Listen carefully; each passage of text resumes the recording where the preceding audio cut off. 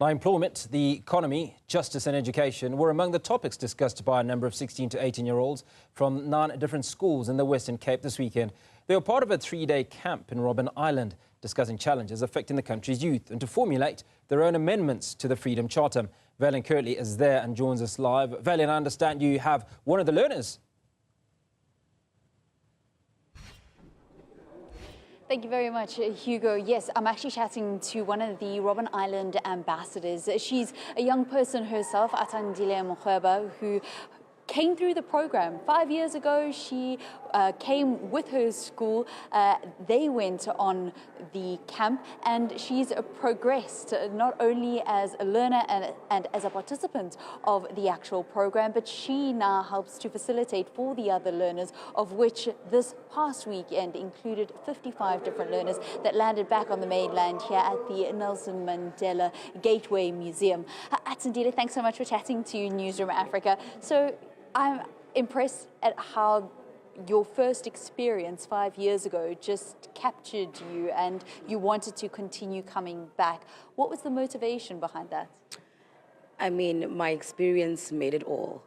My first time coming to Robben Island, I thought I was coming to a luxurious holiday to enjoy myself and everything. So when I got there, I was amused by everything and how they did things and whatnot. So everything about their teachings and whatnot made me want to come back. It kept me consistent because majority of the things that they teach us there is things that we do not have in our curriculums, is things that we do not get in our school textbooks and whatnot. So going back to my school with such knowledge made me want to go back and gather more information about these people, because these are people that we know fought for us, but we do not have in-depth information and how they did it. And while going to Robben Island, it gives an experience of actually feeling the physical, the emotional, and everything, engaging with their places that they lived and everything. So that, for one, made me want to go back and be part of it. It's not only about learning an important part of South Africa's struggle history and what shaped South Africa as a democracy, but also getting young people to think about their current challenges and perhaps their own solutions. What were some of the things that impressed you about the youngsters that were on Robben Island this past weekend in terms of their ideas on how to deal with the challenges facing the youth? I mean, we are living in a 2K generations where people are currently doing things that are, I don't know what to call it, but for me to get to see children with such broad minds, see children that can actually see in the future and have a broader understanding of what they went there to do and what they want and what they're looking forward towards for, it was another thing, most especially for a person that keeps on getting to see different children with different characteristics and personalities.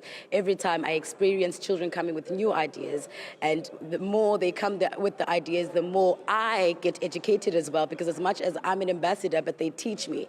And one of the terms that we get at Robben Island is each one teach one. So every time they go there, and every time I go there, they teach me and I teach them. So it's a 50-50 thing. So in this time around, they taught me the importance of education. They taught me of the importance of justice, peace between the court and people, and those ideas were enormous as well. Those ideas were broad, especially for children under the age of 18. I mean, yeah, I'm impressed. You yourself are a young person considered as South Africa's youth, third-year law at UWC, with a good, deep understanding of what has shaped South Africa and why we celebrate Freedom Day today. But do you feel free? Quoting from Miss Makazi's words, it is, they say, we are free, but it does not feel like we're free.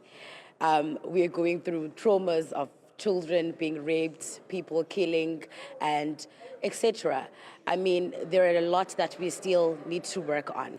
And the only people that can go about fixing these things are the youth. These things depend on us. We are dependent on these things as well. So we're not really free.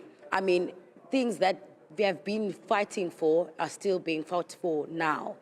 They have been fighting for fees must fall, but still they're fighting for fees must fall. So these are things that are continuously going on and going on, but there's no resolutions for it. And I believe with these programs, we are helping shape minds of youth, shapes minds of children, together have unity and be united and have the same mindset and speak the same language in order to shape our world around. So what do we need to do now so in the next 31 years we don't say that we're still fighting for freedom? I mean, working together as youth, making sure that we fight consistently for what we want. Being resilient was one of the things that the learners said they came out with from Robben Island, from the struggles and from the ex-political prisoners. Being resilient and resistance is what they said they took from that. So personally, I think resistance is what I took as well. Making sure that you keep going and making sure that you have a backbone for what you want. Fighting and being straightforward. Yes. What are the top 3 things that the youth want, having gone through this program on many different occasions, including this past weekend? So, change. And they do actually want to have youth in the court, which is, but I think it's the same thing that majority of people wants. It's the things that you would see now that are not happening that youth wants, being gender-based violence, rape. We have the Kwekwe case now. It's all broad. It's trending and whatnot. So those are things that I think that are the top 3 that they spoke about, and past camps as well. They think they want to change. Atandile Mkhweba is a Robben Island ambassador. Thanks so much for chatting to us here on Newzroom Africa. As Hugo, 55 learners earlier on today arrived back after having a lot of fun, according to, certainly what they told us, having a lot of fun, laughter, singing, but then after having discussed some incredibly serious topics and having some serious debates, including how young people can play their part in South Africa's government and whether or not we should be seeing more young people in Parliament. Thank you, Vaylen Kirtley.